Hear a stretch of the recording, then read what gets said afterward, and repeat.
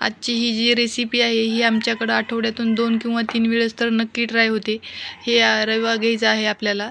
बारीक घेतलेला आहे मी. तुमच्याकडं जर जाड असेल तर तुम्ही त्याला मिक्सरमध्ये फिरवून घ्या. कढईमध्ये थोडंसं तेल घालायचं आहे आपल्याला. तेल घालायचं.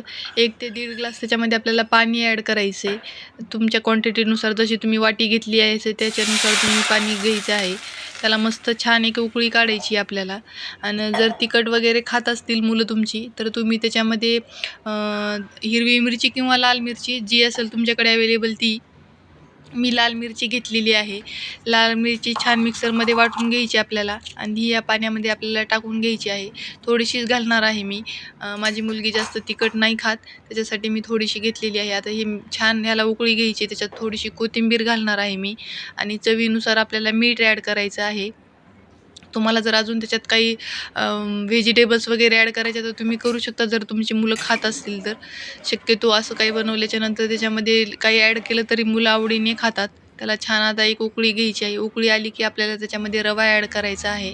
गाठी होणार नाहीत याची काळजी घ्यायची आहे. आता लगेच आपण रवा मिक्स केला की त्याला छान फेटून घ्यायचा आहे. रवा लगेच शिजतो पण आणि फुगतो. थोडंसं पाणी ठेवायचं आहे, नाहीतर मग पूर्णच घट्ट केलं तर रवा व्यवस्थित शिजायचा नाही. आता व्यवस्थित त्याला आपण फेटून घ्यायचं. आता बघा हे असं माझं मिश्रण रेडी आहे. ह्याला एका प्लेटमध्ये आपल्याला काढून घ्यायचं आहे. प्लेटला थोडंसं खाली तेल लावायचं. लावलं तरी चालतं, नाही लावलं तरी चालतं. थोडंसं लावून घ्यायचं. त्याला छान पसरून घ्यायचं सगळीकडं. 2 मी बटाटे घेतलेले आहेत. त्याला बटाटे आपण उकडून घ्यायचे आहेत. कच्चे वगैरे नाही घालायचे, खायला व्यवस्थित लागत नाही. आता हे मिश्रण थोडंसं थंड होऊ देणार आहे मी आणि त्याच्यामध्ये 2 मोठे किंवा छोटे जसे तुमचा असा आकार असेल तसं तुम्ही त्याच्यामध्ये बटाटा किसून घ्यायचा आहे. बटाटा मी मस्त उकडून घेतलेला आहे. बटाटा टाकल्यावर ते छान लागतं अजून खायला. तुम्हाला जर नको असेल तर तुम्ही हे कट करू शकता, म्हणजे काढू शकता ती रेसिपीमधून, ते बटाटा वगैरे नाही टाकू शकता. असं पण फक्त रव्याचं पण बनतं हे. पण मी ॲड करणार आहे. माझ्या मुलीला बटाटा आवडतो आणि मस्त ते ॲड करून घ्यायचं. त्याच्यात मी थोडंसं कॉर्नफ्लॉवर टाकणार आहे. ते थोडेसे क्रिस्पी व्हायला पाहिजेत म्हणून. आणि बटाट्याने थोडंसं पाणी सुटतं म्हणून मग थोडंसं बाइंडिंग वगैरे बसणार नाही. त्याच्यासाठी मी थोडंसं त्याच्यामध्ये कॉर्नफ्लॉवर ॲड केलेलं आहे. मीठ वगैरे सगळं आपण ॲड केलेलंच आहे. तुम्हाला जर ॲडिशनल अजून काही तिखट वगैरे घालायचं असलं तर तुम्ही घालू शकता. त्याला छान मिक्स करून घ्यायचं सगळीकडून आणि ते गरम आहे, थोडंसं थंड होऊ द्यायचं आहे आपल्याला त्याला. तुम्हाला जर वाटत असेल की लगेचच्या लगेच बनवून तुम्ही लगेचच्या लगेच जर बनवायचा प्रयत्न केला तर ते तेलात टाकलं की फुटायला लागतात. त्यासाठी आपण थोडंसं त्याला व्यवस्थित मिक्स करायचं. 1-2 मिनटं त्याला थंड व्हायला ठेवायचं. छान पसरून घ्यायचं पूर्ण प्लेटमध्ये. मी व्यवस्थित बघा असं पसरून घेतलेलं आहे. आता बघा आपलं हे थंड पण झालेलं आहे. आता थोडंसं हाताला मी तेल लावून घेतलेलं आहे आणि तुम्हाला जसं आकार हवा आहे, मी असं जसं आपण मेंदूवडा बनवतो तसं मी ट्राय केलेलं आहे. माझी मुलीचा हट्ट होता की मम्मी असंच बनव म्हणून. त्याला मस्त मधून एक छिद्र पाडून घ्यायचं. जसं आपण मेंदूवडा बनवतो तसंच बनवलेलं आहे. सगळं करून एक एक करून घ्यायचे आहेत आपल्याला.